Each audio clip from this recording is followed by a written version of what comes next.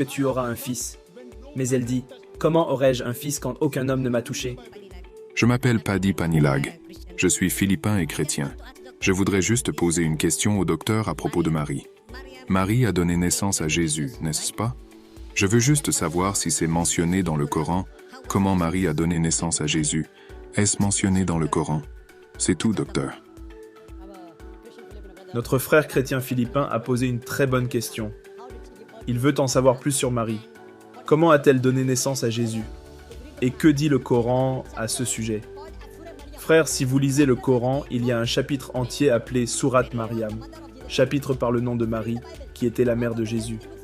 Si vous lisez la Bible, sur les 73 livres de la Bible, sur les 66 livres de la Bible, il n'y a pas de livre appelé Marie ou Mariam. Mais si vous lisez le Coran, il y a un chapitre appelé Maryam, c'est Marie, la mère de Jésus. Et le Coran dit dans la sourate Al-Imran, chapitre 3, verset 42, « Et voici que les anges dirent, Ô Marie, Dieu t'a choisi et purifié, et il t'a choisi au-dessus des femmes de tous les mondes. » Imaginez, ce verset du Coran a été révélé à un arabe, Muhammad, paix soit sur lui, qui dit que Dieu a choisi une femme juive, une femme au-dessus de toutes les autres femmes, et l'a purifiée. C'est en quelque sorte une mauvaise publicité. Les Juifs étaient contre les Arabes. Et l'audience de Muhammad, paix soit sur lui, était arabe. Maintenant, Muhammad, paix soit sur lui, dit que Dieu Tout-Puissant a choisi une femme juive, Mariam, paix soit sur elle, Mère Marie, comme femme au-dessus de toutes les autres femmes. C'est ce que dit le Coran. Une femme au-dessus de toutes les nations. Mais c'est une révélation d'Allah, Muhammad, paix soit sur lui, n'a pas d'autre choix. Ce ne sont pas ses mots, ce sont les mots d'Allah. Tout ce qui lui est révélé, il doit y croire. De plus, si vous lisez dans la sourate Al-Imran, chapitre 3, versets 43 à 45, vous arrivez au verset 47. Il dit, « La principale question que vous posez, qu'en dit-il sur la naissance d'Issa ?»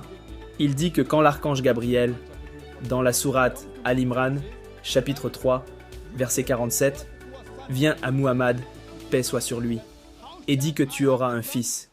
Mais elle dit, comment aurais-je un fils quand aucun homme ne m'a touché? De même, si vous lisez dans la Bible, un incident similaire dit, comment aurais-je un fils quand je ne connais aucun homme? Connaît aucun homme signifie, elle ne connaît aucun homme.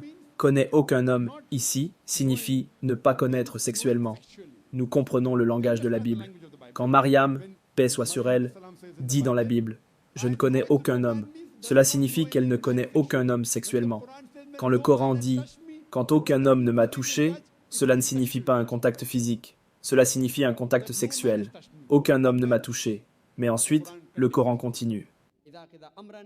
Lorsque Allah décrète une chose, kun fayakun, Allah dit « Sois » et cela est.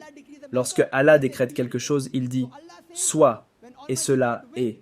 Donc Allah dit, quand Dieu Tout-Puissant a voulu qu'elle donne naissance à un fils, cela se produit. Kun fayakun, soit, et cela est. Ainsi la naissance de Jésus, paix soit sur lui, était une naissance miraculeuse. C'était une naissance miraculeuse. Il n'y a eu aucune intervention masculine. C'est pourquoi nous croyons qu'Isa, paix soit sur lui, est né miraculeusement, sans aucune intervention masculine. Lorsque vous continuez, dans la sourate Maryam, chapitre 19, versets 28 à 32 et suivants, lorsque Marie, Mariam, paix soit sur elle, a l'enfant nouveau-né, Issa, paix soit sur lui, dans les bras, les gens commencent à l'accuser. Ils commencent à l'insinuer. Et ils lui disent « Comment as-tu un fils? Tu viens de la famille d'Haroun, de Aaron. Comment peux-tu faire une telle chose basse en essayant de l'insinuer qu'elle a commis l'adultère ?»